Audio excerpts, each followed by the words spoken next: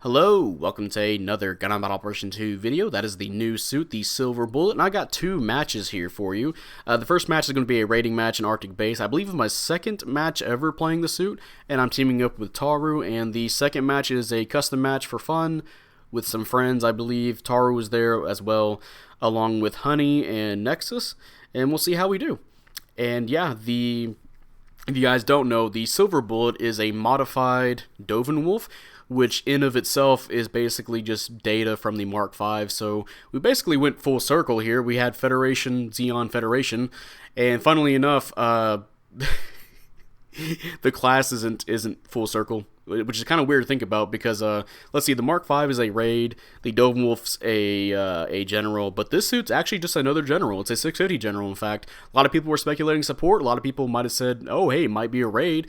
And yeah, just based on the weapons it would have alone, right? But nope, it's another general. It does have a lot of utility, having played it. I think it's a really fun suit, and we'll get into the reasons why. But for now, we're going to start off with the stats for the suit. And the stats here is, well, I think we already mentioned, it's a 650 general. You have 21,000 health, 20 ballistic and beam resistance, 32 melee resistance, 19 range strength with 46 melee strength. You have 135 movement speed with 220 boost speed. You have 70 thruster gauge and 66 turning speed, which turns into 75 in space. Nice. And for slots, you have 18 close, 20 mid, and 10 long range slots. And yeah, I actually have two different builds going on here. This first match, I actually went all in for melee, which unfortunately I didn't use every opportunity to get a stun to melee. But you saw, I think at one point in that match, I did over 5,000 damage to the to the Zaku 3 custom, which is pretty good. You know, that's pretty chunky.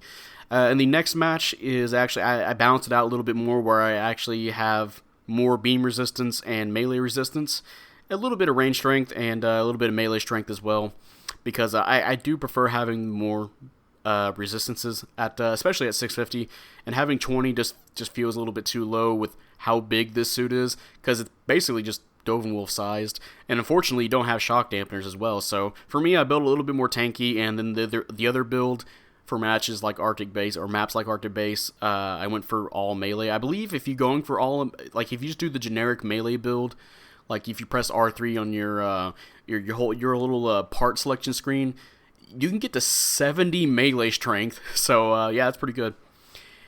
And of course, you know, you can do other builds as well. I've seen people do thruster gauge builds because this thing does have skills that help it in terms of not getting stunned when it's boosting, which is quite nice. We'll get there when we get there. So yeah, plenty of different builds you can try out with this suit, so quite nice. Now let's get to the weapons here. Starting off with the primary weapons, you have the Jagan beam rifle. 1,800 damage. 6 rounds and 350 damage, or 350 range.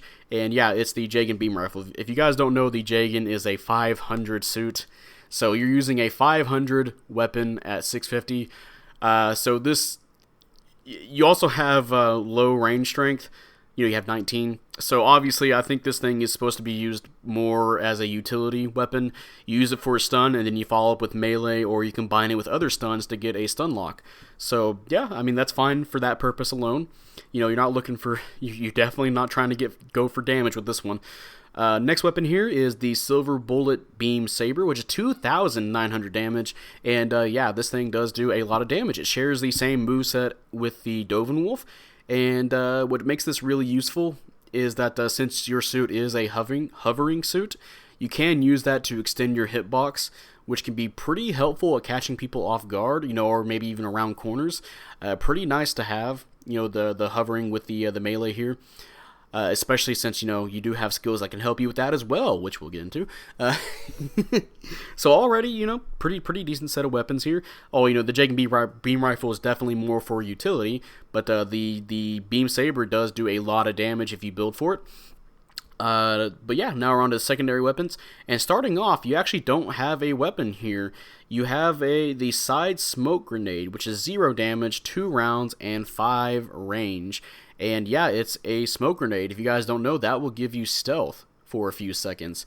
and that can be incredibly useful for this suit with its various weapons. And you can pull all kinds of tomfoolery in a match. You know, you can walk up behind somebody, just fucking melee them. You know, you can be that basic, or you know, you can use your well, I'm gonna spoil one of the weapons here. You can use your beam launcher and charge behind enemy lines, and then you know, do 8K to somebody. So, or you know, even more people, depending on if you get a penetration. So, yeah, that's pretty nice to have on the suit. You know, you can use it again. It adds utility to the suit. Next weapon here is the Shoulder Beam Cannon ×2, which is 1,400 damage with 90% heat rate and 400 range. And technically, it shoots 2 beams, so each beam does 1,400 damage, and yeah, it's basically the same as the Wolf's Shoulder Beam Cannon ×2. You do have to stand still while using them, so you know, technically you can kind of use your hovering to kind of move when you're using it to catch people off guard. You know, you can do that as well, but you do stand still when using them, and yeah, you can use that for a stun lock. You combine it with your Jagan beam rifle, and yeah, there you go. There's 2 stuns right away right there. Next weapon here is the Shoulder 12-tube Missile Launcher ×2. Alright. Oh, I forgot. It's also in brackets Incendiary. So, even more words. You have 250 damage per round with 24 rounds and 550 range. And it works kind of like the Wolf's missile pods, or missile launcher. However, it more like it fires in the same kind of arc, right? But it shares the low damage output along with other suits that do have incendiary rounds, like the Zusa, the Gaz-O Growl. Actually, I think the Gaz-O, no, the initial damage, I should say. The Gaz-O Growl, the Bulldog, or the Power Gym 3. So it has low initial impact damage, but the thing is, it does do damage over time, so which is pretty nice. And I believe this thing does 4 or 5 ticks of damage after you initially hit somebody. And I believe it's 500 damage per hit, which is pretty nice. You know, that can definitely build up. For me, unfortunately, I haven't really got a chance to use it all too much. First of all, it's kind of weird to aim. They are slow missiles, and they're kind of inaccurate. You're kind of just bombarding a certain area if somebody's there and hoping to hit them just to get some incendiary round off, and then they can burn for a little bit. So there's that. But again, if you do hit, it does do 500 damage per tick for 5 or 4 ticks. So yeah, pretty decent. And they do have a stun accumulation, but I actually haven't kept track of what that stun accumulation is. I just haven't used it that much, unfortunately.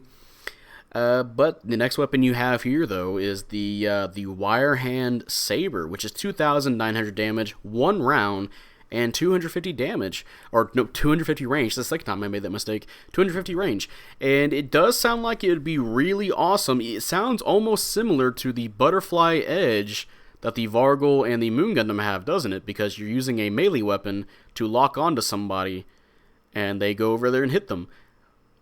However, here's the bad thing. It doesn't count as a melee attack. It counts as a beam ammo type weapon. So unfortunately, you're not going to be stopping maneuver armor with this weapon. But, oh, I should also say, since it counts as a range weapon, you're not going to be doing a whole lot of damage, even though it does have a high base damage. But the good news is, it does lock on really fast, and it does get you a stun. And hey, mission completed. Let's see what we got going on first for this match. And not on the board. Tar did do well, and I believe I'm going to praise our raid as well because, well, he did well. Yeah, well. Second place, 3-2. Yeah, did pretty all right. Next match is the custom match here on, I believe, military base. But yeah, back to the Wire Hand. The Wire Hand it attempts to get behind the opponent that you used it on, and it will try and stab him in the back. You know, get good old backstab. A reach around backstab. And again, it's really useful for catching people that are you know, maybe just did a dodge roll, or I think I did that plenty of times these 2 matches, where you'll definitely see me trying to use it first and foremost, and then I try to combine it with the next weapon here, the Incom unit ×2. Which is, or pincer in brackets as well, which is 600 damage per shot, 50% heat rate, and 250 range. And yeah, they're your lock-on incom units. They'll fire a few times and net you some damage, a little bit of accumulation. You can combine it with let's say you're fighting a maneuver armor suit or a suit with shock dampeners, you can combine it with your shoulder cannons or possibly your Jagan beam rifle to get a stun accumulation, which is quite nice. But one of the good things about this suit is that you can use the wire hand beam saber and your incom unit in conjunction with each other. That means you can just, okay, well, incom unit go, wire hand go, or wire hand go, and here comes the incom units in case you get stunned. And what's even better is that you can use your shoulder cannons while this is happening. So that's actually pretty. You can just dump damage onto somebody. Unfortunately, you can't use your Jagan beam rifle while your wire hand is out, and you can't melee while your wire hand is out. But you can do a pretty sick ass combo where if you're close enough to somebody with the wire hand, you can get the stun on them, and then the wire hand will come to you fast enough to where you can just continue into a melee combo on that person. So that's actually kind of sick to see. I've seen that a few times. It's like, ooh, yeah, that's pretty rad. So yeah, the wire hand and the incom unit, both pretty useful weapons. It really helps the suit become like a mid-range just annoyance to deal with, and will help you to get a chance to melee, because again, this thing does have a high melee stat. And the final weapon here is the beam launcher, which is 1,700 damage per tick. It is a big continuous beam, Jirobi beam. It has a 100% heat rate and 600 range, and you do have to charge it, and you have to sit still while using it. And you obviously use it like how you would use it for a Dovin Wolf or other suits that have those, like the BST, the Unit 4 BST, or the high mega launcher on the double Zeta, where preferably if the enemy team is dead and then you can set up somewhere, or maybe if the enemy team is getting distracted, you can sit down and charge it, which it does have a 8-second charge time, which is pretty fair, compared to like something like the Faz, that's definitely pretty short. Just charge up somewhere and then hit somebody for 8k. I think that's the most damage I got out of somebody was 8k on a Qblade. Unfortunately, I actually haven't got a chance to hit a raid with it, but I imagine it'd probably do a nice amount of damage, So yeah, there's that. And of course, I think I mentioned this earlier, you can use that with your smoke grenade to just get behind enemy lines and start charging. Crouch down so you'll stay invisible when the stealth goes away. And yeah, there you go. There's a ultimate backstab. You shoot somebody in the back with a beam cannon and vaporize them. So yeah, pretty nice weapons here. And something that should be noted too is that appearance-wise, it actually has more weapons, but unfortunately we don't get those as weapons, which it's kind of understandable because this thing's already kind of loaded. You do have Vulcans on your head, you do have shield missiles, and this thing can shoot, it has like palm beam shots that it can use like a Saikamu weapon, right? So it still has plenty of weapons on it. Maybe you might see it in the future Silver Bullet kind of suit, who knows? But yeah, you don't have those weapons technically. So, oh well. It works pretty well what it has right here. But alright, so now we're going to get to the skills here. You have Shock Absorber level 3. You have Blast Stabilizer, that means you don't get affected by mobile suit explosions. You have Balancers, so you can do your melees. With Ambac level 2, you have Maneuver Armor, so instant stuns don't work on you while you're boosting. Well, if enough hits you, then you will get stunned with accumulation, right? However, you have Damage Control level 3, so if you guys don't know what that is, stun accumulation is when somebody shoots you with a weapon that wouldn't normally stun you immediately, or if you're having maneuver armor, instant stun weapons won't work on you, but it'll build up accumulation. Let's say the Delta Plus can stun with its beam rifle in 2 hits.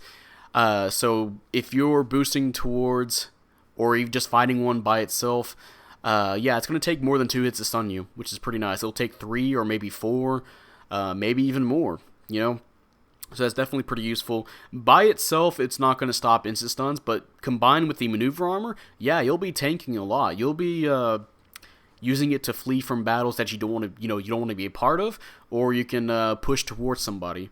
And also with that, you have offense system. And if you don't know what offense system is, that you don't get stunned while you're doing your melee attacks. Or instant stun, I should say. So you combine that with damage control. Yeah, you become pretty hard to stun. Somebody would have to melee you back or tackle you. So, yeah, of course, if the latency wants to work with you, you can be pretty much unstoppable depending on your boosts, when you boost and all that. So, yeah, those three skills put together, pretty nice. You do have melee combo controllers, so you do get 2 melee swings as well. You get Force Injectors level 2, you have Radar level 2, Back Binder Cushioning, which I believe that's where your beam cannons would be, or your beam shoulder cannons. You have, I think it's 10% off damage, right? Or 10% less damage when you get hit there. You also have Left Arm Equipment Buffer level 3, which, it's your left arm, it's where your shield is, and I believe that's 30% less damage, maybe a little bit less than that. And finally, Leg Buffer level 2. And, yeah, that is the Silver Bullet, and I gotta say, the Silver Bullet, I've had a really positive experience playing it the first night it came out, and of course the day of, which would be yesterday by the time this video is posted. I've been having really fun playing this suit. It feels very versatile in what it can do. You can play this as a frontlining general. You can play this as a midline supporting general whenever you can't frontline at the moment. Or your teammates are too busy mailing somebody that you don't want to come in and interrupt, right? You can just wait for them to do a dodge roll, or the enemy to do a dodge roll. You can follow up with your own stuns. You have a lot of stuns to go through. You technically have 2 instant stuns, but you might as well have 3 with the wire hand, Oh man, I forgot to mention, since the wire hand doesn't count as a range weapon, or it doesn't count as a melee weapon, you can't stop maneuver armor with that, so that's unfortunate. But again, if you have somebody standing still, that's a stun. You can enter a stun lock situation where you can use your shoulder, you can use your wire hand, and then incom units for extra damage. Stun them with the shoulder beam rifle again, or shoulder beam cannons, and then stun them with the Jagan beam rifle, and then maybe go for melee if you're close enough. But hey, mission completed. Let's see what we got going on here for the second match here. And hey, top assist with 1,170. Fine with that. Gonna praise Jay Smooth in his Hama Hama, and Nexus for doing quite well in the Rick DS2. And hey, third place, 4-2. Pretty nice damage, over 120k, almost 4,000 individual score too. But yeah, back to what I was saying. The Silver Bullet has a ton of weapons to approach with to get into melee range, which is kind of what you want to do because it has a lot of melee damage. And if you're not in a situation where you, or if you're in a situation where you can't really walk up to somebody and melee them, like if you're around a lot of teammates, again, you can do a lot of great mid-range poking with this suit. You can do frontline, or you can do a supporting general role. There we go. That's what we're looking for. I kept wanting to say mode, but it was role. Or you can even try out some flanking because you have the smoke grenade. So you can come up behind somebody for meleeing them. You can sniff out some raids, deal with them, or like I said, you can just go behind the enemy team, charge up your your beam launcher, and just do a ton of damage to somebody who just spawned in. That person would be very angry. But yeah, the Silver Bullet I'm quite happy playing with, and I do recommend you guys do roll for this if you don't mind not having a dodge roll, which that will probably be the biggest the biggest problem a lot of people will have playing this suit, is that it doesn't have a dodge roll at all. And unfortunately, it doesn't have the shock dampeners that the Dovenwolf has. It trades the shock dampeners for just not being able to get stunned while moving or doing melee attacks, right? Which I don't know, technically the Dovenwolf can do that too with its shock dampeners, but you know what I mean.